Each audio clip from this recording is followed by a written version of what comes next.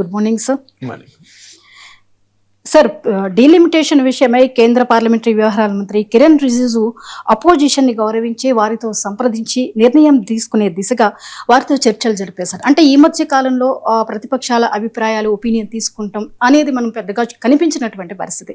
ఈ పరిణామాన్ని ఎలా చూడవచ్చు? అంటే కిరణ్ రిజిజు గౌరవించడం కాదమ్మా, కేంద్ర ప్రభుత్వమే నిర్ణయం తీసుకుంటే ప్రతినిధిగా ఆయన వెళ్తారు.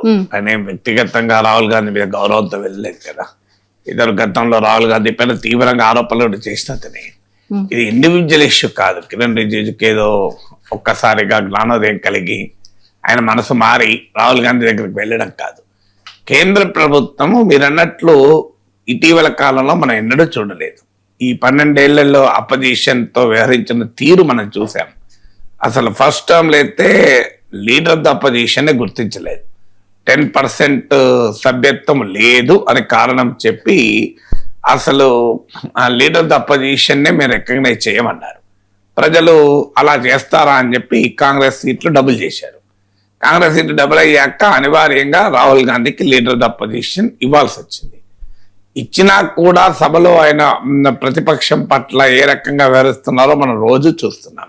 ప్రతిపక్ష నాయకుడు మాట్లాడుతుంటే అరుపులు, అల్లర్లు, కేకలు, ప్రతిపక్ష నాయకుడిని అవమానించే రీతిలో మాట్లాడడము, వ్యక్తిగతంగా అవమానించే దశకు కూడా వెళ్ళడము, స్పీకరు లీడర్ ఆఫ్ అపోజిషన్ మైకే కట్ చేయడము, అధికార పార్టీ వాళ్ళు మాట్లాడుతుంటే, మంత్రులు మాట్లాడుతుంటే ఎంత సమయమైనా ఇవ్వడము, ప్రతిపక్ష నాయకులు ఏది చేయాలన్నా అభ్యంతరాలు చెప్పడం. ఒక దశలో అయితే స్పీకర్ ఓం బిర్లా పైన ప్రతిపక్షాలు మాకు నమ్మకమే లేదు అని అవిశ్వాస తీర్మానాన్ని కూడా పెట్టే దశకు కూడా తీసుకొచ్చారు. అంతగా పార్టిజాన్ ఉన్నారు. ఈలోగా అపోజిషన్ చీల్చడము, అపోజిషన్ ఎంపీలను తమ వైపు తిప్పుకోవడము, సభలో జరుగుతున్న వ్యవహారం ఇదంతా. యాంటీ డిఫెక్షన్ లాలు బొందబెట్టేసి మీకు ఎంపీలను లాగేసుకోవడము, చివరకు సాంప్రదాయ రీత్యా డిప్యూటీ స్పీకర్ పదవి అపోజిషన్కి ఇవ్వాల్సి ఉంటుంది కనుక దాన్ని ఖాళీ పెట్టడము, సీరియస్ బిల్స్ ను కూడా ఎలాంటి చర్చ లేకుండా ఆమోదించడము, చివరకు బడ్జెట్ కూడా చర్చ లేకుండా గిరిటం చేయడము. మీకు వ్యవసాయ చట్టాల విషయంలో చూసాం. ఓటింగ్ అడిగితే అపోజిషన్ మెంబర్స్ సస్పెండ్ చేసి మోజువాణి ఓటుతో ఆమోదం పొందినట్టుగా చెప్పుకోవడము. ఇవన్నీ అపోజిషన్ పట్ల ఈ ప్రభుత్వం అనుసరించిన వైఖరి. ప్రధానమంత్రి ఏనాడు అపోజిషన్ ప్రశ్నలను తీసుకోవడం చూడలేదు మనం.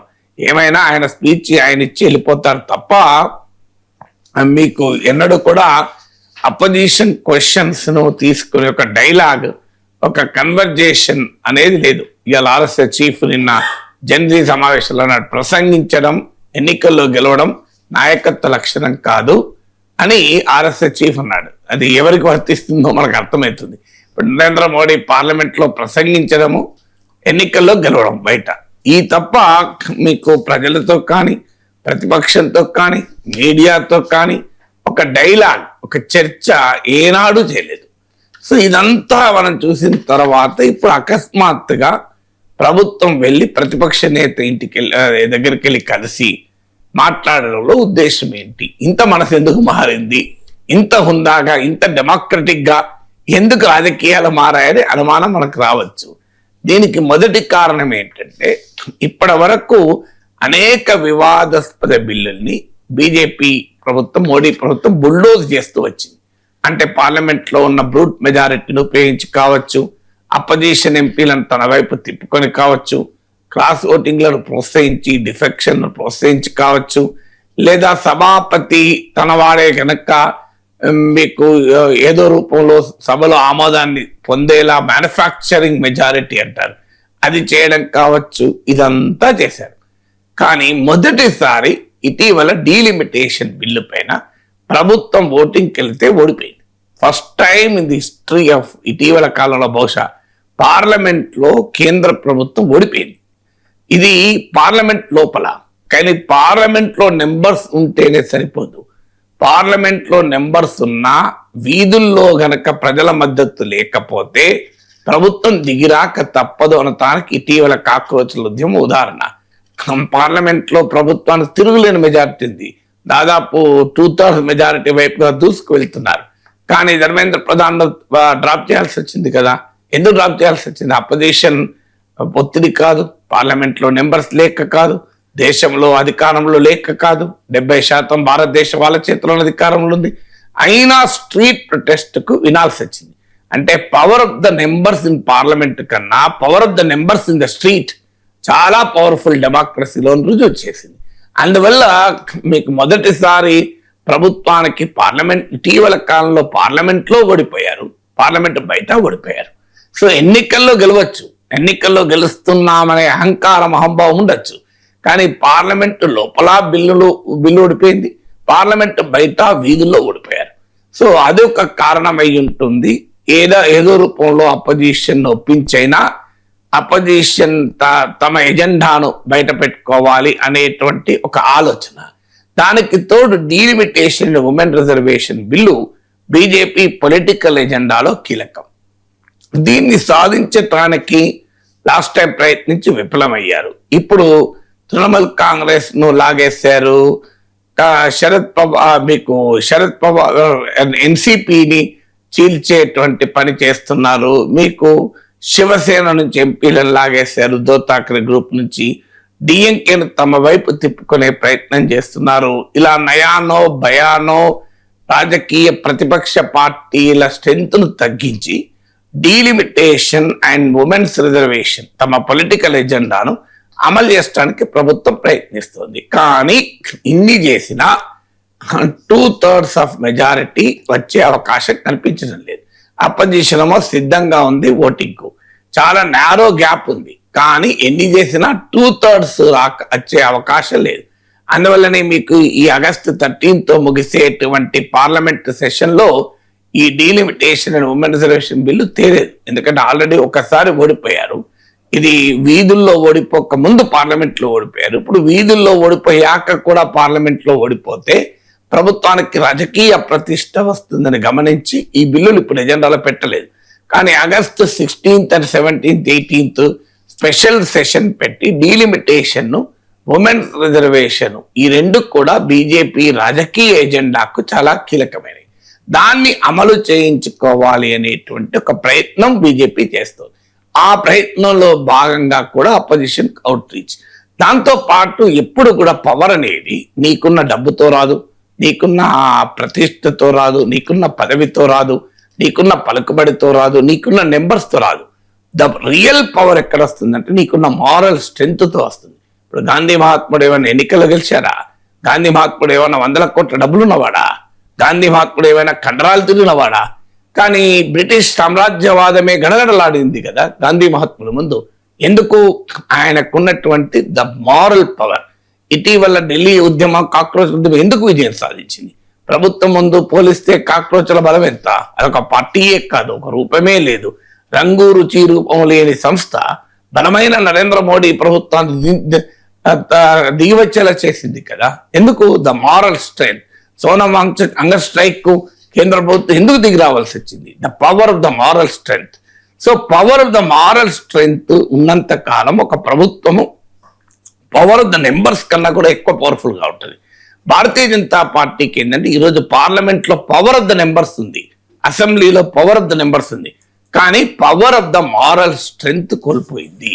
ఎందుకు కోల్పోయింది పవర్ ఆఫ్ మారల్ స్ట్రెంగ్త్ అంటే, మీకు రామ మందిరంలో విరాళాల చోరీ బీజేపీ సైద్ధాంతిక కోర్నే ప్రశ్నించింది. మీకు యూత్ ప్రొటెస్ట్లు బీజేపీ ఆత్మస్థైర్యాన్నే ప్రశ్నించింది.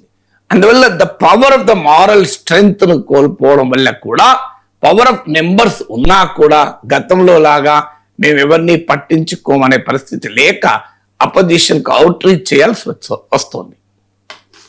సరే, మరి డీలిమిటేషన్ మహిళా రిజర్వేషన్ బిల్లులపై ప్రభుత్వానికి ప్రతిపక్ష పార్టీ మధ్య ఏమాత్రం ఏకాభిప్రాయం కుదరనటువంటి పరిస్థితిని చూస్తున్నాం. ఎందువల్ల సార్? అంటే ఫస్ట్ అర్థం చేసుకోవాల్సింది, అసలు మహిళా రిజర్వేషన్ బిల్లు ఇప్పుడు ఎందుకు మళ్ళీ పార్లమెంట్కి రావాలి? అది ఆల్రెడీ ఆమోదం పొందింది కదా.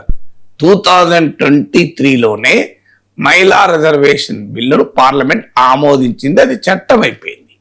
అసలు ప్రతిపక్షాలు ఆ రోజే డిమాండ్ చేశాయి దీన్ని 2024 ఎన్నికలకే అమలు చేయాలి అని.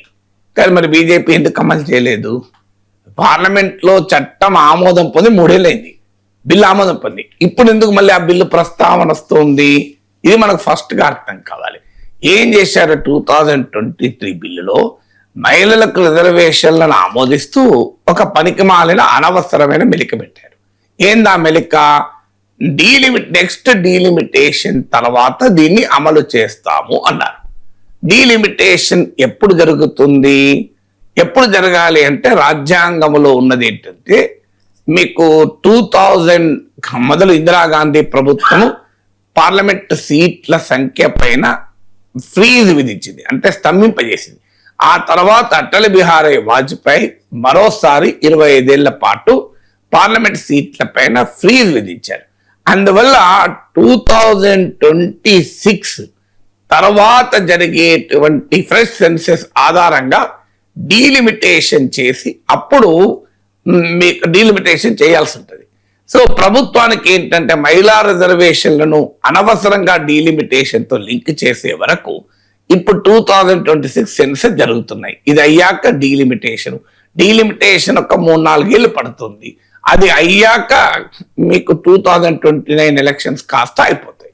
అందుకే ఇప్పుడు ఎత్తుగడగా ఏం చేస్తున్నారు?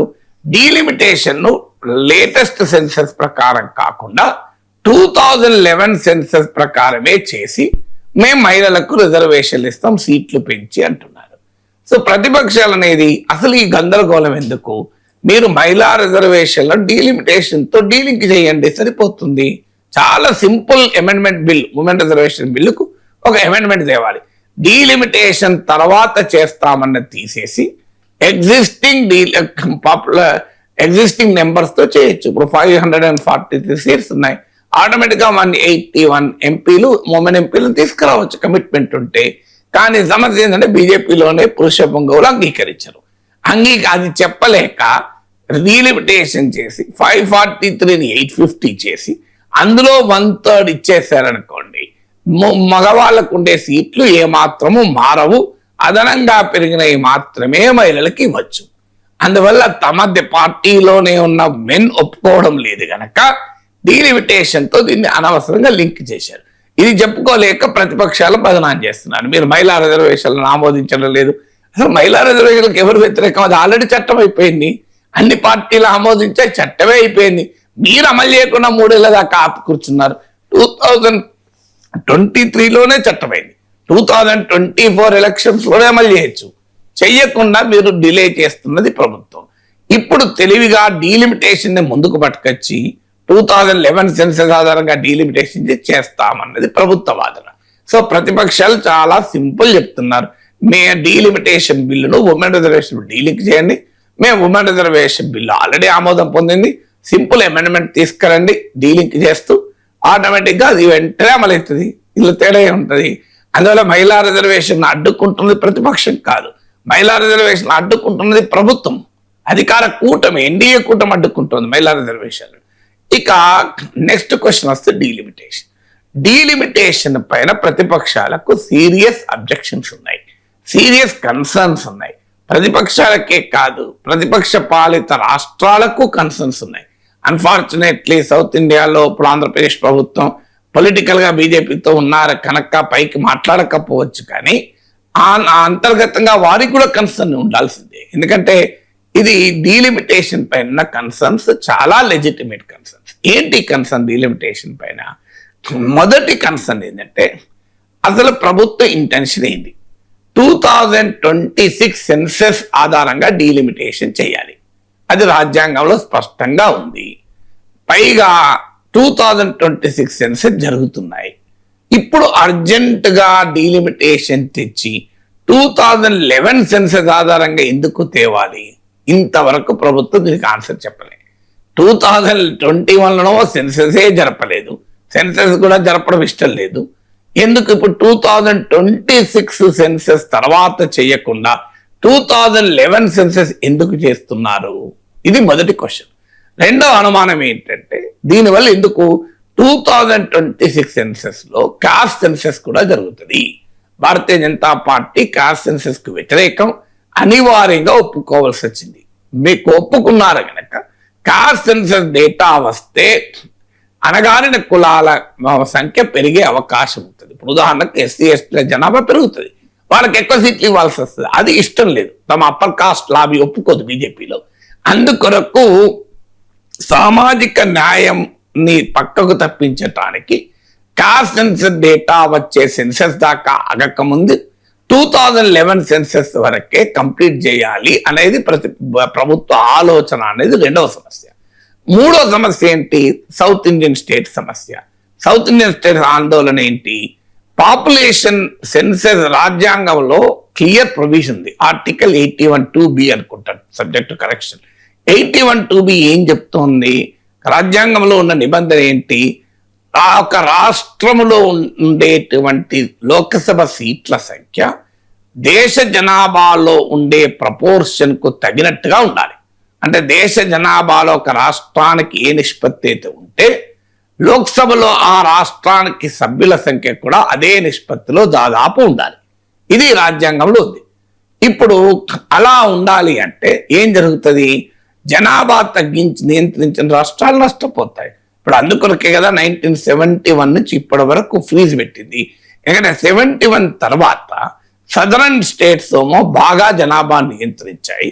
బీహార్, ఉత్తరప్రదేశ్, మధ్యప్రదేశ్, రాజస్థాన్, హిందీ రాష్ట్రాలు, నార్త్ ఇండియన్ స్టేట్స్, బీజేపీకి బలమున్న రాష్ట్రాలేమో జనాభాను అడ్డగోలుగా పెంచాయి కనుక ఇప్పుడు రాజ్యాంగంలో ఉన్న ఈ నిబంధన ప్రకారం ప్రపోర్షన్ అనేది సేమ్ ఉండాలి అన్నప్పుడు సహజంగానే నష్టపోయేది జనాభా నియంత్రించిన రాష్ట్రాలు. మరి ఇప్పుడు ఎలా మరి జనాభా పెరిగినా ఎందుకు మారలేదంటే నేను ఇంతకుముందు చెప్పినట్టు ఇందిరాగాంధీ హయాంలో మొదటిసారి, వాజ్పేయి హయాంలో రెండోసారి ఒక ఫ్రీజ్ పెట్టారు. ఎందుకంటే నెక్స్ట్ 25 years వరకు సీట్ల సంఖ్యలో మార్పు ఉండు అని. అందువల్ల ఈ కాన్స్టిట్యూషనల్ ప్రొవిజన్ ఉన్నా ఆ ఫ్రీజ్ వల్ల పెరగలేదు. ఇప్పుడు ఆ ఫ్రీజ్ తీసేస్తున్నారు, కానీ ఈ కాన్స్టిట్యూషనల్ ప్రొవిజన్ అట్లే ఉంచుతున్నారు. అంటే జనాభా నిష్పత్తిలో సీట్ల నిష్పత్తి ఉండాలి అన్న నిబంధన తొలగించడం లేదు, కానీ మీకు సీట్ల సంఖ్య పైన ఉన్న స్తంభింపే దాన్ని తొలగిస్తున్నారు. దానివల్ల ఏం జరుగుతుంది? క్లియర్ గా సౌత్ ఇండియన్ స్టేట్స్ అన్యాయం జరుగుతుంది. ఓవరాల్ గా ఏం చెప్తున్నారు? ఇప్పుడున్న నిష్పత్తి అలాగే కొనసాగుతుంది అంటున్నారు. ఇప్పుడున్న నిష్పత్తి అలాగే కొనసాగుతుంది అంటున్నారు. సో అని లెక్కలు కూడా చెప్తున్నారు. ఇప్పుడు సౌత్ ఇండియాలో 129 సీట్స్ ఉన్నాయి, అది 195 అవుతుంది. 24% ఉంటుంది సౌత్ ఇండియాకు. దీంట్లో ఏమీ మార్పు లేదు. అన్ని రాష్ట్రాలకు ఉన్న సీట్లలో 50% పెంచుతాము అని చెప్తున్నారు. ఉదాహరణకు కర్ణాటకకు 28 ఉన్నాయి, 42 అవుతుంది. కర్ణాటక షేర్ ఇన్ లోక్సభ 5.1% ఉంటుంది. అలాగే తమిళనాడులో 39 సీట్స్ ఉన్నాయి, 20 పెరుగుతాయి, 59 సీట్స్ అవుతాయి.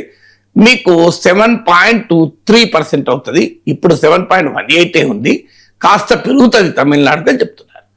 కానీ మరి చెప్పినప్పుడు ఒకటే సింపుల్ క్వశ్చన్, ఒకవైపు ఏమో సీట్ల సంఖ్య ప్రపోర్షన్ అలాగే ఉంటుంది అంటున్నారు, మరో పక్క అదే రాజ్యాంగంలో నిష్పత్తి జనాభాతో లింక్ చేశారు. జనాభాలో ఒక రాష్ట్రానికి ఎంత నిష్పత్తి ఉంటే పార్లమెంట్ సీట్లో కూడా అంతే నిష్పత్తి ఉంటుంది. ఈ రెండు ఎలా సాధ్యమవుతుంది?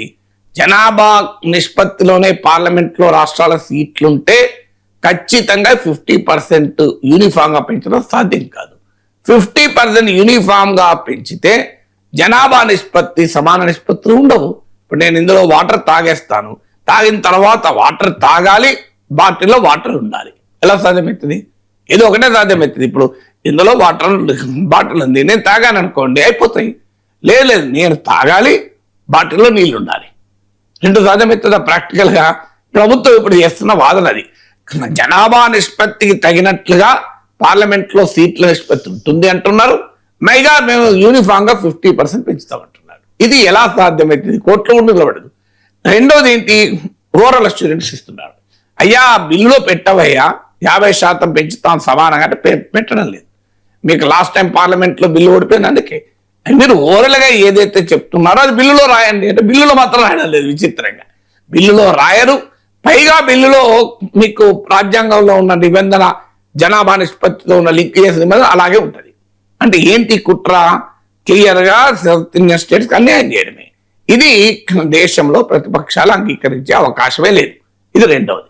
మూడవది, ఈవెన్ యూనిఫామ్ గా 50% పెంచినా బ్యాలెన్స్ ఆఫ్ పొలిటికల్ పవర్ పోతుంది. ఎందుకు పోతుంది అంటే ఉత్తరప్రదేశ్లో 80 ఉన్నాయి, అది 120 అవుతుంది. ఉత్తరప్రదేశ్లో ఇప్పుడు 80 ఉన్నాయి, ఉదాహరణ కేరళలో 20 ఉన్నాయి, తెలంగాణలో మీకు ఆంధ్రప్రదేశ్లో 25 ఉన్నాయి, తెలంగాణలో 17 ఉన్నాయి. యూపీకి ఆంధ్రప్రదేశ్కి ఇప్పుడున్న డిఫరెన్స్ చూడండి, 80 - 25 55 సీట్స్ డిఫరెన్స్.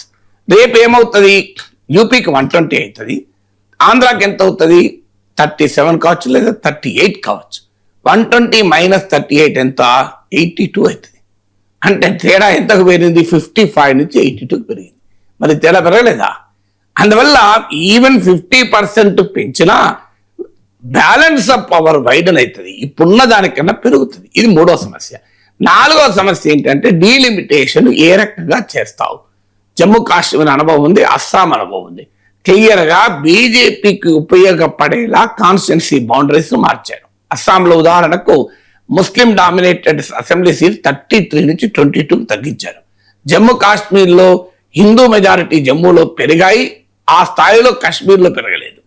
పోనీ ఇదంటే హిందూ ముస్లిం ఇష్యూ. ఆఖరికి బౌండరీస్ కూడా ఎట్లా మార్చారు అస్సాంలో అంటే కాంగ్రెస్ పార్టీకి బలమున్న సీట్లను 2గా డివైడ్ చేసి పడేశారు. అంటే కాంగ్రెస్ పార్టీకి బలమున్న సీట్ల ఏరియాలను ఒక చోట కాన్సన్ట్రేట్ కాకుండా డివైడ్ చేశారు.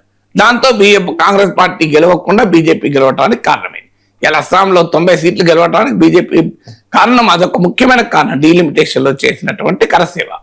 ఇప్పుడు కూడా దేశవ్యాప్తంగా డీలిమిటేషన్ అడ్డు పెట్టుకొని కాన్స్టిట్యున్సీ బౌండరీస్ ను, మీకు ఎలక్షన్ డేటా ఉంటుంది, పోలింగ్ బూత్ వైజ్ డేటా ఉంటుంది పార్టీ దగ్గర. సో బీజేపీకి అది బలమున్న ప్రాంతాలన్నింటినీ ఒక చోట చేర్చి ఎక్కువ సీట్లు బీజేపీకి వచ్చేలా ప్రతిపక్షాలకు బలమున్న సీట్లను డివైడ్ చేసి ముక్కలు చేసి ప్రతిపక్షం బలహీన పడేలా ఒక ఎత్తుగడ చేస్తుంది. అస్సాంలో జమ్మూ కాశ్మీర్లో చేసిన అనుభవం ఉంది కనుక డీలిమిటేషన్ పట్ల ఆ ఆందోళన అనేది ప్రతిపక్షాలు వ్యక్తం చేస్తున్నాయి. సో ప్రతిపక్షాల డీలిమిటేషన్ పైన వ్యక్తం చేస్తున్న ఆందోళన, దీంతో పాటు అసలు 543 సీట్లుంటేనే ఎంపీలు ఏం మాట్లాడుతున్నారో ఎవరికి అర్థం కావడం లేదు. ఎంపీలు అది అసలు డిస్కషన్లో ఎంతమంది ఎంపీలు పాల్గొంటారో తెలియదు. అనేక మంది ఎంపీలు జీవితంలో ఒక క్వశ్చన్ అడగకుండా 5 ఏళ్ళు పూర్తి చేస్తున్నారు, ఒక్క నిమిషం మాట్లాడకుండా పూర్తి చేస్తున్నారు. అసలు పార్లమెంట్ రణగుణ ధనులు తప్ప ఏ ట్రాన్సాక్షన్ లేదు. ఇప్పుడు 850 జరిగితే అసలు పార్లమెంట్ ఎలా ఉంటుంది అని మనం ఊహించుకోగలమా అనేది మరో అనుమానం. ఇలా డీలిమిటేషన్ ఎక్సర్సైజ్ పైన ప్రతిపక్షాలకు సీరియస్ అప్రిహెన్షన్స్ ఉన్నాయి, తీవ్రమైన న్యాయమైన ధర్మబద్ధమైన భయాలు ఉన్నాయి కనుక ప్రభుత్వంతో సహకరించడానికి వారు సిద్ధంగా లేరు. దాన్ని అనవసరంగా మహిళా బిల్లుతో లింక్ చేసి చూడు మహిళా బిల్లును వ్యతిరేకిస్తున్నారు. మహిళా బిల్లు ఆల్రెడీ చట్టం అయిపోయింది, మీరు తీసుకున్న పాపం ఏంటంటే దాన్ని లింక్ చేశారు అనవసరంగా. డీలిమిటేషన్ తీసిపడేస్తే పని అయిపోతుంది, ఏముంది, డీలిమిటేషన్ తీసిపడేస్తే మహిళా బిల్లు వెంటనే అమలవుతుంది. Yes sir. సార్, సిపిఐ రాష్ట్ర కార్యదర్శి ఎమ్మెల్యే కూనంనేని సాంబశివరావు కాంగ్రెస్ మీద ధ్వజమెత్తారు. స్నేహధర్మం వీడితే మీకు బీఆర్ఎస్ పట్టిన గతే పడుతుంది అంటూ ఒకసారి ఆయన ఏం మాట్లాడారో మనం చూద్దాం సార్. మేమేం పెద్ద పెద్ద పదవులు కోరుకోవట్లేదు, కానీ మమ్మల్ని అవమానపరిస్తే బీఆర్ఎస్ ఏ గతి వచ్చిందో అదే గతి మీకు వస్తుంది. వీళ్ళందరూ కష్టపడి మీకు ఓట్లేసి గెలిపించారు, నాకు వేశారు, అక్కడ కాంగ్రెస్ వాళ్ళు వేశారు. నేను స్నేహధర్మం పాటిస్తాను, మీరు కూడా పాటించండి. పాటించకపోతే మీకు రక్షించేవాడు ఎవడు ఉండడు. మిమ్మల్ని ఉండాలని మేము కోరుకుంటున్నాం కాంగ్రెస్ ని.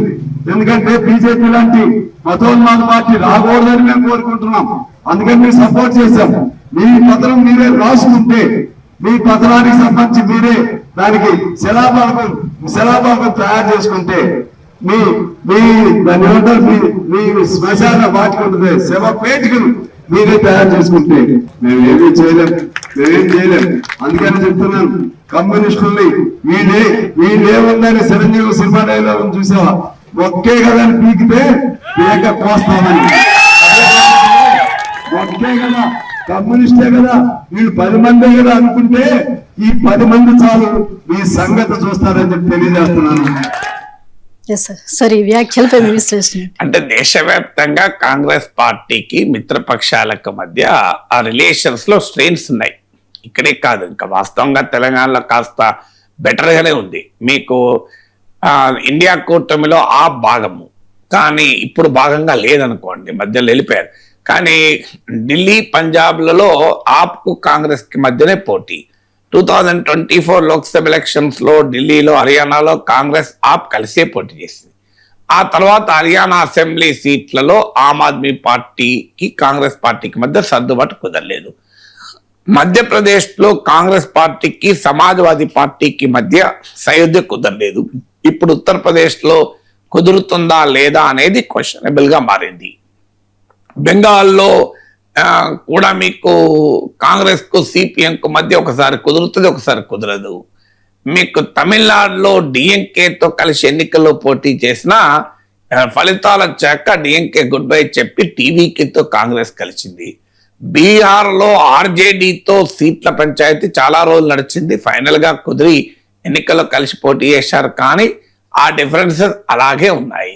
ఇలా మీకు ఇప్పుడు రేపు 2027 ఫిబ్రవరిలో పంజాబ్ ఎన్నికలు ఉన్నాయి.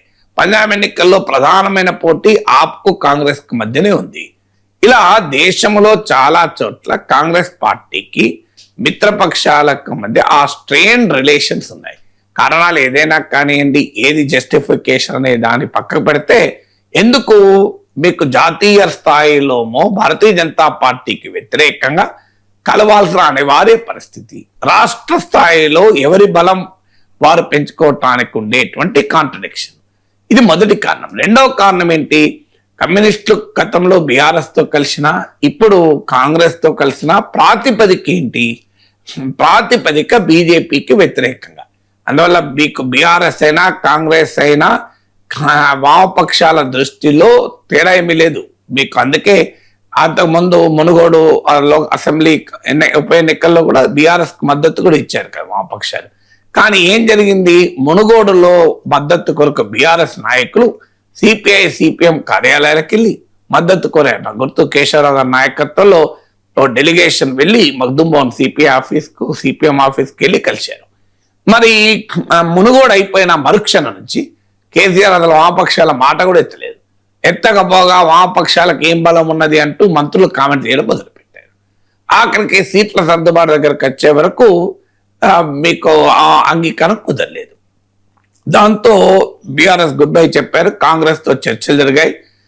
కాంగ్రెస్ పార్టీతో సిపిఐకి కుదిరింది, సిపిఎం కు కాంగ్రెస్ తో కుదరలేదు. సిపిఎం విడిగా కూడా పోటీ చేసింది. ఇప్పటికీ కూడా సిపిఎం కాంగ్రెస్ తో అలయన్స్ లో లేదు. సిపిఐ మాత్రం రాష్ట్రంలో కాంగ్రెస్ తో అలయన్స్ ఉంది. ఉన్న తర్వాత ఏం జరిగింది? ఇటీవల మున్సిపల్ ఎన్నికలు జరిగాయి. కొత్తగూడెంలో సిపిఐ ఎమ్మెల్యే లోకల్ గా చాలా పాపులర్ లీడరు కూనంనేని సాంబశివరావు ఉన్నాడు. సో కాంగ్రెస్ పార్టీ ఏం చేయాలి? స్థానిక ఎమ్మెల్యే ఉన్న చోట అక్కడ ఆ పార్టీ గౌరవం ఇవ్వలేదు. దాంతో కొత్తగూడెంలో విడిగా పోటీ చేశారు. సిపిఐ, కాంగ్రెస్, బీఆర్ఎస్ విడిగా పోటీ చేస్తే సిపిఐకి ఎక్కువ సీట్లు వచ్చాయి. అంటే చాలా మంది ఏమనుకుంటారంటే వీళ్ళు తోక పార్టీలు మిత్రపక్షాల బలంతోనే వీళ్ళు బలగడ సాధిస్తున్నారు అనుకుంటారు. కానీ కొత్తగూడెంలో ఏం జరిగింది? కొత్తగూడెంలో సిపిఐ సొంతగా సీట్లు తెచ్చుకున్నది, అత్యధిక సీట్లు. దాంతో ఒకవైపు నుంచి బీఆర్ఎస్, మరోవైపు నుంచి కాంగ్రెస్ పరుగున వచ్చాయి సిపిఐకి మద్దతు ఇవ్వడానికి. మీకు ఈవెన్ కౌంటింగ్ పూర్తి కాకముందే కేటీఆర్ ప్రకటించారు కొత్తగూడెంలో మేము సిపిఐకి మద్దతు ఇవ్వడానికి సిద్ధమే అని. కాంగ్రెస్ పార్టీ వాళ్ళు దెబ్బకు భయపడి ఎట్లాగైనా పెట్టుకున్నారు. ఆఖరికి కాంగ్రెస్ తో కలిసి ఇప్పుడు సిపిఐ మేరే ఉన్నారు కొత్తగూడెంలో. సో అందువల్ల మీకు ఇది కొత్తగూడెం మీద క్లాసిక్ ఎగ్జాంపుల్ కదా. సో కొత్తగూడెం లాగానే రేపు మీకు స్థానిక సంస్థల ఎన్నికలు ఉన్నాయి, జిల్లా జడ్పీటీసీ ఎన్నికలు, ఎంపీటీసీ ఎన్నికలు. సో అక్కడ కూడా మీకు మిత్రపక్షాలకు ఎలా అకామిడేట్ చేయాలి అనే అంశాలపైన భిన్నాభిప్రాయాలు ఉన్నాయి. అందుకే బహుశా ఈ నేపథ్యంతోనే సిపిఐ నాయకులు మాట్లాడి ఉండుంటారు. అందువల్ల మీకు పక్షాలకు బలం తక్కువే ఉండొచ్చు సంఖ్యాబలంగా. కానీ మీకు తేడా ఏంటంటే కాంగ్రెస్ పార్టీకి అధికారం, ఆ పక్షాలకే ఉన్నది. ఇప్పుడు ఒక సిపిఐకి ఒక ఎమ్మెల్యే ఉండదు, లేకపోతే ఒక ఎమ్మెల్యే కూడా ఉండరు, పోయేదే ఉన్నది. దాంతో ఎమ్మెల్యే ఉంటే కాస్త ప్రజా సమస్యల్ని అసెంబ్లీలో లేవనెత్తడానికి ఉపయోగపడుతుంది. లేరనుకోండి రోడ్డు మీద పోరాడడానికి ఉపయోగపడుతుంది. కాక్రోజ్ జనతా పార్టీకి ఎంపీలు ఉన్నారా? మరి ధర్మేంద్ర ప్రధాన్ రిజైన్ చేయించారు కదా. కాక్రోజ్ జనతా పార్టీకి ఎంపీ లేరు, ఎమ్మెల్యే లేరు, సర్పంచ్ లేరు, ఎంపీటీసీ లేరు, జడ్పీటీసీ లేరు, మున్సిపల్ వార్డు మెంబర్ లేరు, మున్సిపల్ చైర్మన్ లేరు, కౌన్సిలర్ లేరు, కార్పొరేటర్ లేరు, ఎవరు లేరు కదా, మేయర్ లేరు. మరి అయినా కాక్రోజ్ జనతా పార్టీ మీకు ధర్మేంద్ర ప్రధాన్ ను తొలగించే స్థాయి కూడా ఉద్యమం చేసి సక్సెస్ అయ్యారు కదా. పార్లమెంట్ లో బలం ఉన్నది కూడా చేయలేకపోయాడు కదా. అంటే అర్థం ఏంటి? పవర్ ఆఫ్ ద స్ట్రీట్ ఈ డెమోక్రసీలో power of the street can be more popular than the power of the parliament, power of the assembly. అందువల్ల కమ్యూనిస్టులకు పవర్ ఆఫ్ ద స్ట్రీట్ ఉంది కదా, పవర్ ఆఫ్ ద పార్లమెంట్ లేకపోవచ్చు, పవర్ ఆఫ్ ద అసెంబ్లీ లేకపోవచ్చు, power of the street ఉంది కనుక ఆ power of the street చాలా కీలకం. ఇప్పుడే కాదు, మీకు 2004 ముందు చంద్రబాబు నాయుడు విధానాలకు, ప్రపంచ బ్యాంక్ అనుకూల విధానాలకు వ్యతిరేకంగా వామపక్షాలు పెద్ద పోరాటం జరిపారు. ఆ పోరాటమే కాంగ్రెస్ పార్టీ అధికారంలోకి తెచ్చింది. కాంగ్రెస్ పార్టీ కాదు ఆ విద్యుత్ ఆందోళన మొదలుపెట్టింది, వామపక్షాలు మొదలు పెడితే కాంగ్రెస్ పార్టీ అందులో చేరి దాని పొలిటికల్ ఫలితాలు వాళ్ళు అనుభవించారు. అందువల్ల కమ్యూనిస్టులకు ఉండే శక్తి ఏంటంటే ప్రభుత్వానికి వ్యతిరేకంగా ప్రజా ఉద్యమాలు, ప్రజా పోరాటాలు నిర్మించి ప్రజా అభిప్రాయాన్ని ప్రభావితం చేస్తారు. అన్ఫార్చునేట్లీ ఎన్నికలకు వచ్చే వరకు వాళ్ళకి రాకపోవచ్చు ఆ సీట్లు, కానీ కాంగ్రెస్ పార్టీకి బెనిఫిట్ అయిన సందర్భం కూడా ఉంది కదా. బీజేపీకి వ్యతిరేకంగా దేశవ్యాప్తంగా కమ్యూనిస్టులు జరిపిన సైద్ధాంతిక పోరాటం కాంగ్రెస్ కూడా నడుపుతుంది, ఇంత బలం ఉండి కూడా. అందువల్ల మిత్రపక్షాల రిలవెన్స్ ఏంటి అనే దానికి స్వామిశ్వర ఆఫ్ కోర్స్ ఆయన సహజ శైలి అని చెప్పుంటారు, కానీ బట్ దాని ఎసెన్స్ అది. సార్, సిజేపీ భారీ విజయం సాధించిన తర్వాత నెక్స్ట్ స్టెప్ ఏం తీసుకోబోతుంది అన్న ఒక చర్చ నడిచింది. అయితే నెక్స్ట్ మంత్ నుంచి సిజేపీ భవిష్యత్ కార్యాచరణకి సిద్ధమవుతున్నట్లుగా తెలుస్తోంది. ఒకసారి అభిజిత్ దీప్ ఏం మాట్లాడారో చూద్దాం సార్. हम एक अनाउंसमेंट करने जा रहे हैं। सितंबर के महीने में कॉकरोच जनता पार्टी नेशन वाइड कैंपेन शुरू करने जा रही है। ये एक तरीके का नेशन वाइड टूर होगा हमारा।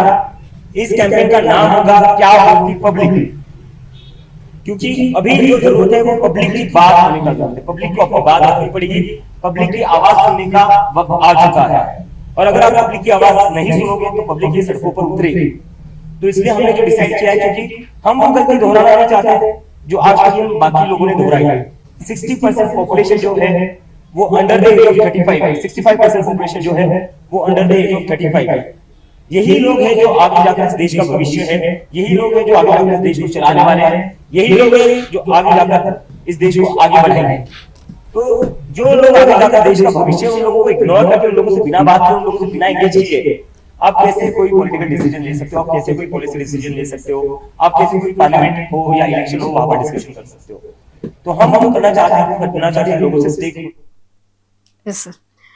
సరే, ఇక వీరి కార్యాచరణ ఎలా ఉండబోతుందంటారు?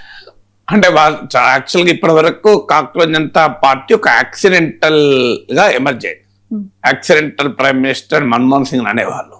ఇది యాక్సిడెంటల్ మూమెంట్, ఇది ఒక ప్లాన్డ్ మూమెంట్ కాదు, ప్లాన్డ్ యాక్టివిటీ కాదు. సో ముందు ఆలోచించి ప్రణాళిక వేసుకొని చర్చించి అనేక రకాల డిస్కషన్స్ అయ్యి డిబేట్లు అయి స్టార్ట్ అయినటువంటి మూమెంట్ కాదు. ఒక సడన్ గా చీఫ్ జస్టిస్ అన్ఎంప్లాయిడ్ యూత్ యాక్టివిస్టులను ఉద్దేశించి మన దేశంలో వీళ్ళు పరాన్న జీవులు కాక్రోచెస్ అనే పదం వాడలేదని తర్వాత ఏదో క్లారిఫికేషన్ ఇచ్చారు, కానీ మనం అప్పటికే జరగాల్సిన డ్యామేజ్ జరిగిపోయింది.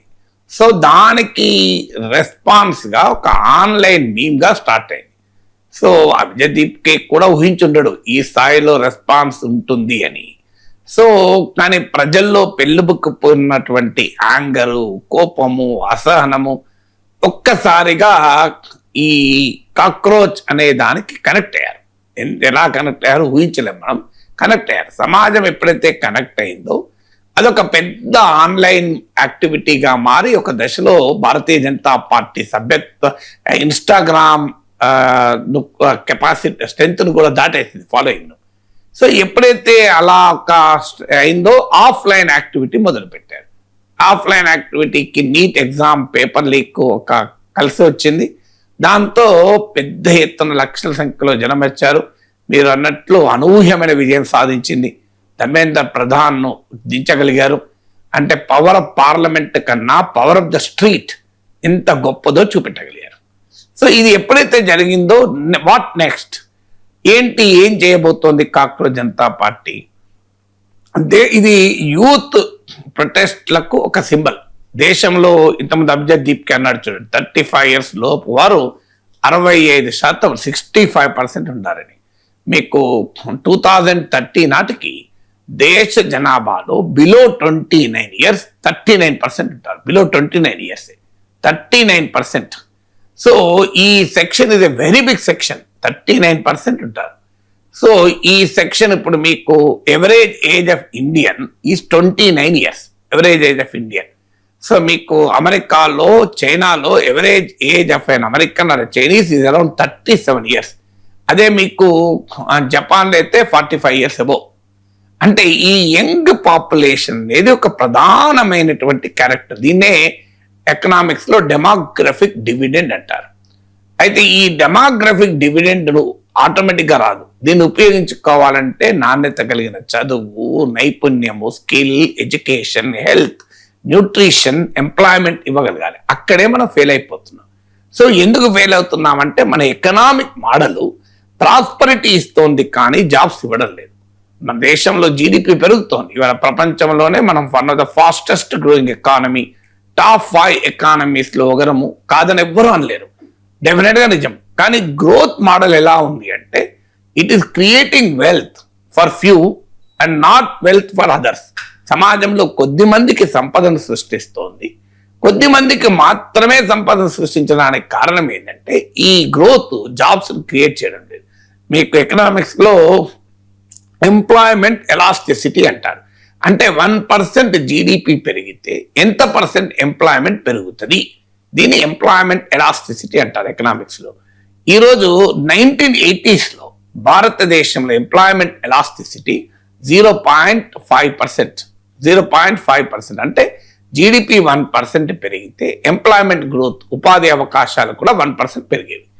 ఇది 2000s వచ్చే వరకు 0.3% పడిపోయింది, సగానికి సగం పడిపోయింది దాదాపు.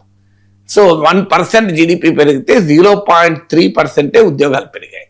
ఇప్పుడు latest figure international labour organisation ILO data ప్రకారం 0.16% పడిపోయింది. అంటే 1% జీడిపి పెరిగితే కేవలం 0.16% మాత్రమే ఉద్యోగాల కల్పన జరుగుతుంది. అది కూడా చాలని జీతాలతో కూడిన, అభద్రతతో కూడిన ఉద్యోగాలు. ఇది మీకు ఇతర దేశాలతో పోలిస్తే మీకు బంగ్లాదేశ్ అండ్ వియత్నాంలో 0.5% దాకా ఉంది. మీకు 0.3% ఉంది మీకు బంగ్లాదేశ్ అండ్ వియత్నాంలో.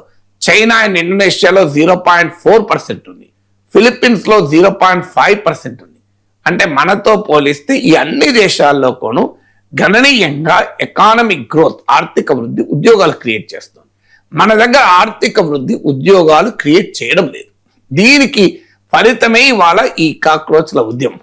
సో అందువల్ల ఈ యాంగర్ స్పాంటేనియస్ గా జరిగినా దీనికి ఒక లెజిటిమేట్ గ్రౌండ్ ఉంది, ఒక మెటీరియల్ కండిషన్స్ ఉన్నాయి. ఇదేదో యాక్సిడెంటల్ గా జరిగింది, ప్రజల ఎమోషన్ మాత్రమే అనుకోకూడదు. నేను ఎందుకు ఈ ఆర్థిక లెక్కలన్నీ చెప్పానంటే జరిగింది, ట్రిగర్ అయింది యాక్సిడెంట్, డౌట్ లేదు. ట్రిగర్ అయింది చీఫ్ జస్టిస్ కామెంట్స్ వల్ల ట్రిగర్ అయింది. నీట్ ఎగ్జామ్ పేపర్ లీక్ దాన్ని ట్రిగర్ చేసింది. కానీ ఎప్పుడు కూడా ఏంటంటే దాంతో ప్రజల్లో కోపం ఉండే. యాంగర్ ఎప్పుడు కూడా మంటని ఇగ్నైట్ చేస్తుంది. నినాదాలు దాన్ని సస్టైన్ చేస్తాయి. క్రౌడ్స్ దానికి విజిబిలిటీ ఇచ్చింది. సో ఈ మూమెంట్ కు 3 డైమెన్షన్స్. ఒకటి, ప్రజల్లో నీట్ ఎగ్జామ్ పేపర్ లీక్ వల్ల ఏర్పడిన కోపం. ఆ కోపము మంటల్ని ఇగ్నైట్ చేసింది, పోరాటాన్ని, నిరసనలు ఇగ్నైట్ చేసింది. ఆ నినాదాలు మీకు దాన్ని సస్టైన్ చేశాయి. ఎంత క్రియేటివ్గా నినాదాలు ఇచ్చారంటే మీకు గోధి మీడియా అంటారు, అంటే మోడీ అనుకూల మీడియా ఉంటుంది కదా, రిపబ్లిక్ టీవీలు, టైమ్స్ నవలు, వీళ్ళు కాక్రోచ్ జనతా పార్టీ ఢిల్లీ జంతర్ మంతర్ దగ్గరికి వెళ్ళి కావాలని ప్రొవోక్ చేసే ప్రశ్నలు మొదలుపెట్టారు. ఒక యూత్ను 20 ఏళ్ళ పిల్లాడు పట్టుకొని మీకు ఫండ్స్ ఎక్కడ వస్తున్నాయి, మీకు ఫండ్స్ ఎవరు ఇస్తున్నారు, ఈ ఉద్యమానికి ఎవరు నిధులకు సమకూరుస్తున్నారు అని రెట్టించారు. ఎందుకంటే వాళ్ళు ఎస్టాబ్లిష్ చేయదలుచుకున్నాయంటే దీని వెనకాల ఆపోజిషన్ ఉందని, లేదా బీజేపీ ముందు ఆరోపించి కదా ఫారిన్ ఫండ్స్ ఉన్నాయని. ఆ యువకుడు చూశాడు చివరికి అన్నాడు, చందా చోర్దే దియా మాకంకో అన్నాడు. అమ్మకో చందా చోర్నే దియా అన్నాడు. అంటే చందా చోర్నే దియా అంటే ఏంటంటే రామ మందిరంలో విరాళాలు దొంగతనం చేసినాడు, మాకు డబ్బులు ఇచ్చిండు అన్నాడు. ఎంత సటైరికల్ గా అన్నాడు చూడండి. అమ్మకో చందా చోర్నే దియా అన్నాడు. అంటే ఇక అక్కడ నుంచి కెమెరాలు మూసుకొని పారిపోవాల్సి వచ్చింది, ఏం చేయలేక. చందా చోర్నే దియా అంటే ఏం మాట్లాడతారు అంటే ఇలాంటి క్రియేటివ్ మీమ్లు, అంటే బీజేపీకి ఉన్న కెపాసిటీని దాటి సీజీ కాక్రోచ్ల యూత్ ప్రొటెస్ట్లది కనబడ్డది. మీకు రకరకాల మీమ్స్ వచ్చే ఆ టైంలో.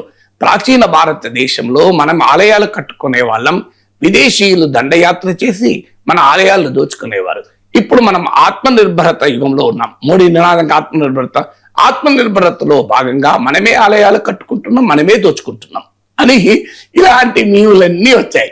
సో అలా ఈ సటైర్ ఇవన్నీ కూడా సక్సెస్ అవడానికి మూలం ఎక్కడ అంటే పొలిటికల్ ఎకానమీలో ఉంది. సో ఈ యూత్ ప్రొటెస్ట్ల పొలిటికల్ ఎకానమీ అర్థం చేసుకోవాలి మీరు. Political economy of youth protest ఏంటి అని నేను ఆచార్య కొత్తపల్లి జయశంకర్ మెమోరియల్ లెక్చర్ ఇచ్చాను ఈ తెలంగాణ వికాస సమితి వాళ్ళు పెట్టినప్పుడు. ఇదే టాపిక్ పైన పొలిటికల్ ఎకానమీ ఆఫ్ కాక్రోచ్ ప్రొటెస్ట్ల పైన, దాని వీడియో నా యూట్యూబ్లో ఉంటే చూడొచ్చు. సో అందులో చాలా వివరంగా ఎకనామిక్ డైమెన్షన్ ఏంటి అనేది చెప్పాను. సో అందువల్ల మీకు ఈ కాక్రోచ్ జనతా పార్టీ ఏదో ఒక ఎమోషను, ఒక యాక్సిడెంట్ లాగా ట్రిగ్గర్ అయింది, ఒక సటైరు అని కొట్టిపారేలేం. దీని పేరు ఏదన్నా ఉండడం కానీ ఈ మూమెంట్ లో ఉన్న పొలిటికల్ ఎకానమీ మెటీరియల్ కండిషన్స్ ఉన్నాయి కనుక దాన్ని సస్టైన్ చేసే అవకాశం ఉంది. లేకపోతే ఇంత సస్టైన్ కాదు. ఆ సస్టైన్ చేస్తానికి ఆలోచనలు చేస్తున్నారు కాక్రోచ్ జనతా పార్టీ. ఇప్పుడు సభ్యత్వ కార్యక్రమాన్ని మొదలు పెడుతున్నారు. అలాగే చాలా ఇన్నోవేటివ్ క్యాంపెయిన్. మేము ప్రజలు పబ్లిక్ బోల్తీ హై పబ్లిక్ క్యా బోల్తీ హై పబ్లిక్ అంటే ప్రజలు ఏమి చెప్పదలుచుకున్నారు అని. ఇది యూనిక్. మీకు ఇప్పటి వరకు రాజకీయ పార్టీలు నేతా క్యా బోల్తే హై అంతే తప్ప లోగోం క్యా బోల్తీ హై అని ఎప్పుడన్నా ఒక పార్టీ పిలిపించింది మీరు? ఇంతవరకు దేశంలో భారతీయ జనతా పార్టీతో సహా ఏ పార్టీ అయినా, కాంగ్రెస్ కానీ బీఆర్ఎస్ కానీ, ప్రజలు ఏమనుకుంటున్నారు మేము పోయి వింటాం అని పోయి విన్నారా? మీకు ఎక్కడైనా ప్రజల దగ్గరికి పోయి మీరు చెప్పండి మీరు ఏం చెప్పదలుచుకున్నారు మేము వింటాం అన్నారా? ఎక్కడికైనా మీటింగు, దంచుడు, ఉపన్యాసం, మేము మాట్లాడతాం మీరు వినండి. సో ఈ లాజిక్ ను రివర్స్ చేస్తూ క్యా బోల్తీ హే పబ్లిక్ మేము వింటాం, నేషన్ వైడ్ లిజనింగ్ టూర్. అది మీరు పొలిటికల్ లీడర్లు ఎప్పుడన్నా లిజనింగ్ టూర్లు పెట్టిరా? You listen we speak. Speaking టూర్లు పెడతారు, లిజనింగ్ టూర్లు పెట్టారు. స్పీకింగ్ టూర్లే ఉంటాయి. ఆ స్పీకింగ్ లో భాగంగా కొద్దిసేపు విన్నట్టు యాక్షన్ చేసినా ప్రధానంగా లిజనింగ్ ఉండదు, స్పీకింగ్ ఉంటుంది. సో స్పీకింగ్ టూర్లు పెట్టుకోకుండా లిజనింగ్ టూర్ పెట్టుకుంటున్నారు. అండ్ దానివల్ల నిజంగా కన్సర్న్స్ ఏంటి, యూత్ వాళ్ళ ఇష్యూస్ ఏంటి, అజెండా ఏంటి అనేది ఒక ప్రయత్నం జరిగింది. ఎందుకంటే ఇది లీడర్లెస్ పోరాటం. కాక్రోచ్ జనతా పార్టీకి లీడర్లే ఉండుంటే ఎప్పుడో ప్రభుత్వం కొనగలిగేవారు. రాఘవ చెద్దా అనుకున్నట్టు జెన్జీ ఐకాన్ రాఘవ చెద్దా ఎప్పుడు ఆయన ఉన్నట్టు వీళ్ళు కూడా కొనేవాళ్ళు. కానీ దీనికి లీడర్ లేదు. ఆ లీడర్ లేదు కనుక ఎవరిని కొనాలో అర్థం కాలే, ఎవరిని అరెస్ట్ చేయాలో అర్థం కాలే, ఎవరిని బెదిరించాలో అర్థం కాలే, ఎవరిని ప్రలోభ పెట్టాలో అర్థం కాలే, ఎవరిని కరప్ట్ చేయాలో అర్థం కాలే, ఎవరిని డిఫైన్ చేయాలో అర్థం కాలే. ఎందుకంటే లీడర్ లేడు దీనికి. సో ఇష్యూనే నాయకుడు, లీడర్ లేడు దీనికి. అజయ్ దీప్ కరిష్మా ఉండి జనం అంతా వచ్చారా? ఎవరిని చూసి వచ్చారు జనం? ఇష్యూని చూసి వచ్చారు. సో అందువల్ల ఈ మూమెంట్ ఉన్న స్వభావం అది. అందువల్ల మీకు జనంలోకి వెళ్ళి జనం ఏమనుకుంటున్నారని తెలుసుకొని దానికి ఈవెన్ ఆర్గనైజేషనల్ షేప్ కూడా ఇస్తున్నారు. నేషనల్ వర్కింగ్ కమిటీలు పెట్టుకున్నారు. సో ఈ మూమెంట్ సస్టైన్ చేసేటువంటి ఒక ప్రయత్నం జరుగుతుంది. Yes sir. సార్, ఐఐఎంయుఎన్ వార్షికోత్సవానికి హాజరైన ఆర్ఎస్ఎస్ చీఫ్ మోహన్ భగవత్ జెన్జీని ఉద్దేశించి మాట్లాడారు సార్. ఒకసారి ఏం మాట్లాడారో చూద్దాం సార్.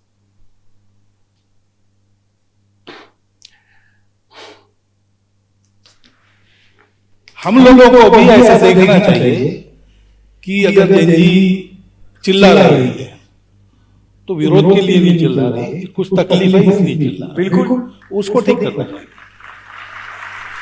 एजुटेशन जो हो रहा है वो आपके खिलाफ या मेरे खिलाफ न होकर वो सिस्टम करेक्शन के लिए होना चाहिए. करेक्ट, तब सब ठीक है. तो इसमें आप मानेंगे कि संवाद यदि पहले से ही शुरू हुआ होता तो ये बाद में विषय ज्यादा जोर जाता है. जो नहीं होना चाहिए वो जब होता है तो कहीं ना कहीं इसमें चूक हो जाती, तभी होता है.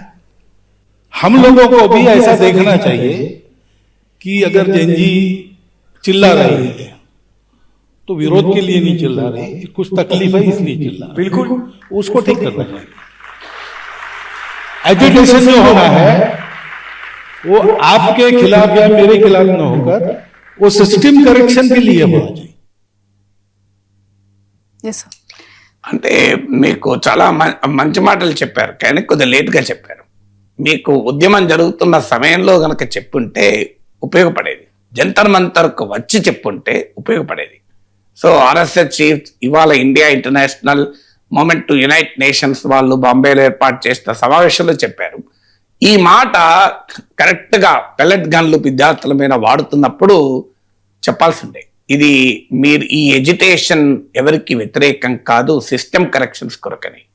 సో పెల్లెట్ గన్లు వాడుతున్నప్పుడు చెప్పాల్సిందే నిరసన కూడా ఒక చర్చకు రూపం అని చెప్పాను నిన్న. చాలా అద్భుతంగా చెప్పాను. నిరసన కూడా చర్చలో ఒక రూపం. నిరసన కూడా నిరసన తెలపడము, పోరాడము, ప్రశ్నించడము దేశద్రోహం కాదు అన్నాడు. మీరు జెన్జీ ప్రశ్నిస్తే దేశద్రోహం కాదు అన్నాడు. మరి మీరు ఒక్కసారి నా యూట్యూబ్ ఛానల్ తీసి కాక్రోచ్ జనతా పార్టీ సభలో ప్రొఫెసర్ నాగేశ్వర ప్రసంగం ఒక వీడియో ఉంటుంది, 1,00,000 పైన చూశారు. కింద కామెంట్ చూడండి. ఆర్ఎస్ఎస్ పరివార అభిమానులు ఏం కామెంట్ పెట్టారో చూడండి. అనలేదా దేశద్రోహులని, అర్బన్ నక్సలైట్లని, ఫారిన్ ఫండింగ్ వస్తుందని, పాకిస్తాన్ ఏజెంట్లని, చైనా ఏజెంట్లని, అపోజిషన్ చేతిలో ఉన్నారని, ఎన్ని రకాలుగా కాక్రోచ్ జనతా పార్టీ ఉద్యమాన్ని డిఫైన్ చేయాలో డిఫైన్ చేశారు, డివైడ్ చేయాలో డివైడ్ చేశారు. మీకు ఆ నిర్బంధాన్ని ఏ స్థాయిలో ప్రయోగించాలో ప్రయోగించారు. ఆఖరికి వాళ్ళ ట్విట్టర్ అకౌంట్ తీసి పడేశారు. ఒక్క పని చేయలే, ఎయిర్పోర్ట్లో దిగడంతో అరెస్ట్ చేయలేదు జగదీప్కి. మిగతా అన్నీ చేశారు. బహుశా ఈ స్థాయిలో ఉద్యమం వస్తుందని అనుకోని ఉంటే అది కూడా చేసేవారు. పెల్లెట్ గన్లు ప్రయోగించారు, మీకు లాఠీలకు ఇనుప శూలాలు పెట్టి కొట్టారు పిల్లల్ని. ఇదంతా చేసినప్పుడు మరి ఆర్ఎస్ఎస్ చీఫ్ ఆ రోజే ఒక్క మాట అని ఉంటే ఏమన్నారు? ఇవాళ నిన్న అద్భుతంగా అన్నారు, ప్రసంగించడము ఎన్నికల్లో గెలవడము నాయకత్వ లక్షణాలు కాదు అన్నారు. ఎవరిని ఉద్దేశించట్టున్నారు? ఇది ప్రసంగించడంలో దిట్ట ఎవరు? ఎన్నికల్లో గెలవడంలో దిట్ట ఎవరు? నరేంద్ర మోడీకి తగలడం లేదా? ఇది ప్రసంగించడంలో ఎన్నికలు గెలవడమే నాయకత్వ లక్షణం కాదు, మాట్లాడాలి జంజీతో అంటున్నారే.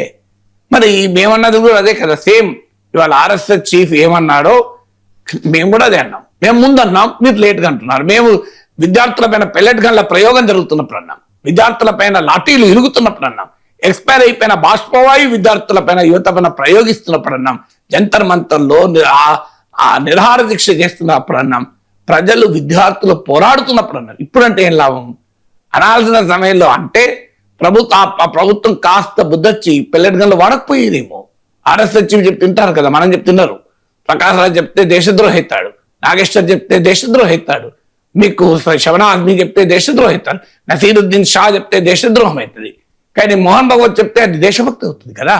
అప్పుడు చెప్పుంటే ఆ బిడ్డలకు పెల్లెట్ గన్ ఇంజురీలు తగిలేవి కాదు కదా, ఆ బిడ్డలకు ఇనుప శూలాలు కలిగిన లాఠీల దెబ్బలు తగిలేవి కాదు కదా, ఆ బిడ్డల పైన భయంకరమైన కేసులు పెట్టేవారు కాదు కదా. జంతర్ మంతర్ ప్రొటెస్ట్లోకి వచ్చి కనుక ఉండుంటే ముందే ప్రభుత్వం చర్చలకు పిలిచేది కాదు కదా, అయ్యేది కదా. 30 రోజుల తర్వాత కదా చర్చలకు పిలిచింది.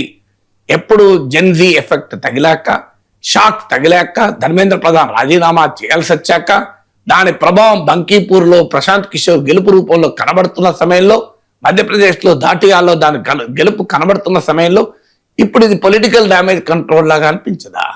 ఎప్పుడు కూడా పబ్లిక్ కమ్యూనికేషన్, ముఖ్యంగా జెన్జీ కోరేది అంటే హానెస్ట్ కమ్యూనికేషన్ కోరుకుంటుంది.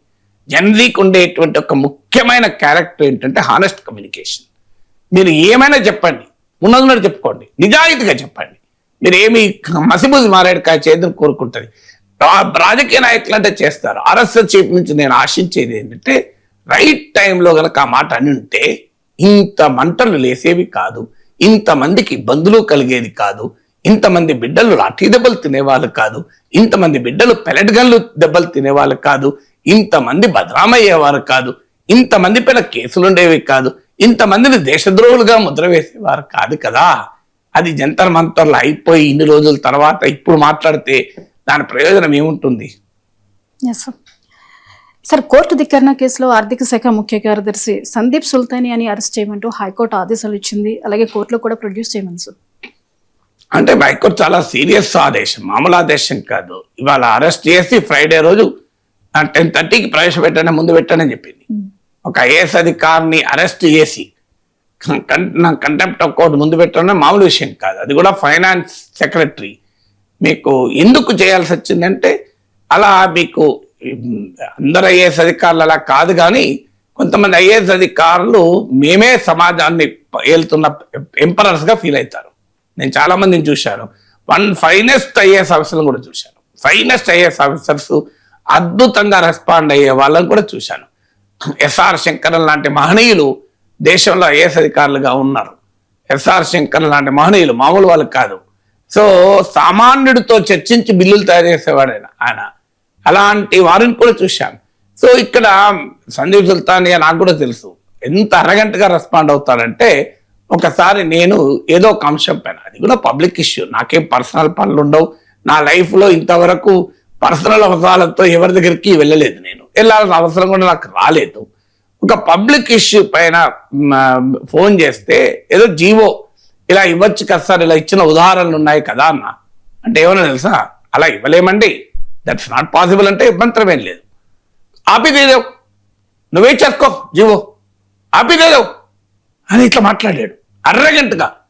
అసలు ఎంత అరగంట అంటే ఆపిదేదో క్యా బాత్ కర్ రే హమ్కో క్యా బోల్తే. అదే నేను ఒక మాజీ లెజిస్లేటర్ను, కొన్ని దానికన్నా గౌరవం ఇవ్వాలి కదా. 8 ఏళ్ళు శాసన మండలిలో ఉన్నాను, ప్రజాప్రతినిధి. అసలు ఆశ్చర్యం వేస్తుంది, అంత అరగంటగా రిప్లై ఇచ్చాడు. ఫోన్లు ఎత్తాడు అసలు పొరపాటున కూడా. ఈ మధ్య నేను ఒక మెసేజ్ పెట్టాను, ఏంటి, వేములవాడ ప్రాంతంలో ఒక మార్టీర్, ఆర్మీ మార్టీర్, ఒక సైన్యంలో పనిచేస్తూ చనిపోయాడు. ఆమె భార్య, ఆయన చనిపోయిన తన భార్య ఎక్స్గ్రేషియా కొరకు 3 ఏళ్ళు తిరుగుతున్నది. 3 ఏళ్ళ నుంచి అన్ఫార్చునేట్లీ ఇప్పటివరకు కాలే. ఆఖరికి విప్ ఆది శ్రీనివాస్ చెప్పాను, ఇప్పటివరకు ఆయన చేస్తా అంటున్నా, ఆయన కూడా చేయలేకపోయారు. మరి ఆయన కూడా వింటున్నారో లేరో అధికారులు. అసలు ఏం ఆశ్చర్యం వేస్తే 3 ఏళ్ళుగా ఒక ఆర్మీ మార్టీర్డు, అతను చనిపోయినప్పుడు అందరూ వేయారు, మళ్ళీ మంత్రులు, ఎమ్మెల్యేలు, ఎంపీలు అందరూ పోయి శ్రద్ధాంజలి ఘటించి దేశభక్తిని ప్రదర్శించారు. ఇప్పుడు ఆ భార్య పాపం 3 ఏళ్ళుగా తిరుగుతోంది ఎక్స్గ్రేషియా కొరకు. నేను మెసేజ్ పెడితే రెస్పాన్స్ కూడా లేదు కనీసం, అసలు నాట్ ఈవెన్ వాట్సాప్లో రెస్పాన్స్ కూడా లేదు. విచిత్రం ఏంటంటే, అసలు ఫోన్ చేద్దామంటే ఇలా ఆపిదేదో ఆపి ఎక్స్గ్రేషియా ఇలా దేదో మరొక పుత్రుడు అంటాడేమో భయం. ఇలా అంటే ఎలా మాట్లాడతారు. అదే సమయంలో మీకు ఇప్పుడు రామకృష్ణారావు ఇటీవల చీఫ్ సెక్రటరీ రిటైర్ అయ్యారు, ఫైనెస్ట్ ఆఫీసరు, మీకు ఒక్కసారి ఫోన్ చేస్తే ఇమీడియట్ గా రెస్పాండ్ అయ్యేవారు. శేషాద్రి గారు ఉన్నప్పుడు ప్రిన్సిపల్ సెక్రటరీ టు సీఎం, మీకు రేవంత్ రెడ్డి ఏరి కోరి ఫస్ట్ ఆఫీసర్ గా నియమించుకున్నాడు, వండర్ఫుల్ ఆఫీసర్. నరసింహరావు గారు ఉండే కేసీఆర్ ప్రిన్సిపల్ సెక్రటరీగా ఉండే వండర్ఫుల్ ఆఫీసర్. ఎన్నిసార్లు ఫోన్ చేసిన ఏ ఇష్యూ అయినా పబ్లిక్ ఇష్యూ అయితే ఇమ్మీడియట్ గా రెస్పాండ్ అయ్యేవారు. ఒక్కసారి కాదు, నేనైతే 60 సార్లు రెస్పాండ్ అయ్యాను. సో ఇలాంటి అధికారులు ఉన్నారు, లేరని కాదు నేను చెప్పేది. నేను కొన్ని ఉదాహరణలే చెప్పాను, ఇంకా చాలా మంది ఉన్నారు. మీకు రఘునందన్ రావు గారు ఉన్నారు, పంచాయతీ రాజ్ రూరల్ డెవలప్మెంట్లో ఉండే. అప్పుడు నేను కొన్ని ఇష్యూస్ పైన తీసుకెళ్తే వెంటనే రెస్పాండ్ అయ్యేవారు. ఇలాంటి ఐఏఎస్ అధికారులు కూడా ఉన్నారు, లేరని కాదు. కానీ అన్ఫార్చునేట్లీ ఏంటంటే చాలా అరగంట, నా అనుభవం కూడా అది. బహుశా హైకోర్టులో కూడా అదే అనుభవం ఉందని కావచ్చు, ఎందుకంటే పట్టుకునే హైకోర్టు అంత సీరియస్ గా రియాక్ట్ కాదు కదా. ఇందులో మీకు ఇష్యూ, మీకు వెస్టర్న్ ఇంట్రెస్ట్లు కూడా ఉండే అవకాశం లేని ఇష్యూ కూడా కదా. అందువల్ల డెఫినెట్ గా చాలా సీరియస్ గా రియాక్ట్ అయింది. ఐఏఎస్ అధికారులు అర్థం చేసుకోవాల్సింది, దే ఆర్ పబ్లిక్ సర్వెంట్స్. మేము ప్రజలపైన అజమాయిషీ చేస్తాం, మేమే చాలా గొప్ప మేధావులము అనుకుంటే పొరపాటు. సో నాకు ఒకసారి అనుభవం, మీకు చంద్రబాబు గారు హైదరాబాద్ కలెక్టర్గా ఉన్నప్పుడు నేను ఎమ్మెల్సీగా ఉన్నాను. ఒక ప్రిన్సిపల్ సెక్రటరీ ఏమంటే అసలు చాలా తృణీకరించి రీతిలో టీచర్ల గురించి మాట్లాడాడు. నేను చాలా సీరియస్గా రియాక్ట్ అయ్యి చెప్పాను, మిస్టర్స్ అని చెప్పి, you should know who I, అంటే మీరెవరు చదువు చెప్పరు, మీకు చదువు రాదు అనే రీతిలో మాట్లాడాడు. నేను చంద్రబాబు రిటైర్ అయ్యారు, రాజకీయాలు ఉన్నట్లున్నారు, ఆయన ముందరే చెప్పాడు, చంద్రబాబు గారు మీరన్నా చెప్పండి ఆయనకు, you tell your principal secretary whom I am, I teach to the IAS officers అని చెప్పాను. నేను నేషనల్ అకాడమీ ఆఫ్ అడ్మినిస్ట్రేషన్లో 3 సార్లు ఐఏఎస్ల క్లాసులు చెప్పొచ్చాను. ఈ మధ్య కూడా మర్రిచన్న ఇన్స్టిట్యూట్లో క్లాసులు చెప్పొచ్చాను. సో అంత అరగంట అన్నట్టు. ఎందుకు నా బ్యాక్గ్రౌండ్ చెప్పానంటే, నేషనల్ అకాడమీ ఆఫ్ అడ్మినిస్ట్రేషన్ ముస్సోరిలో పాఠాలు చెప్పిన ఒక ఎమ్మెల్సీగా పనిచేసిన వ్యక్తి పట్లనే ఐఏఎస్ అధికారులు ఇలా ఉంటే ఈ సామాన్య ప్రజలు మీరు ఎవరు యాక్సెస్ ఇస్తారు? ఒక ఎమ్మెల్సీ, ఒక ముస్సోరి అడ్మినిస్ట్రేషన్ నేషనల్ అకాడమీలోనే విజిటింగ్ ప్రొఫెసర్గా చేశాను, నేషనల్ పోలీస్ అకాడమీలో విజిటింగ్ ప్రొఫెసర్గా చేశాను, మరి Chennareddy institute of human resource development latest batches of group 1 ఆఫీసర్లందరూ క్లాసులు చెప్పాను నేను. 2 సార్లు శాసనమండలి సభ్యున్ని, అన్నిటికి మించి కొన్ని లక్షల మంది ఫాలో అవుతున్న ఇన్ఫ్లుయెన్సర్ను కూడా కదా. ఇవాళ అంతా ఇన్ఫ్లుయెన్సర్ ఎకానమీ కదా. మరి ఇన్ని ఎలక్టెడ్ రిప్రజెంటేటివ్, గ్రాడ్యుయేట్ ఎమ్మెల్సీ నేను, నా పట్లనే నాకే ఈ అనుభవం ఉంది అంటే బహుశా కోర్టు పట్ల ఇంకెలా అనుభవం ఉంటుందో నేను రిలేట్ చేసుకుని, నాకు తెలియదు ఏం జరిగిందో. కానీ సో బహుశా హైకోర్టు జడ్జికి కూడా అదే అనుభవం ఉండి ఉండాలి, ఈ అరగెన్స్ చూసి ఉండాలి, అందుకే చాలా సీరియస్ గా రియాక్ట్ అయ్యారు. Yes sir, thank you so much.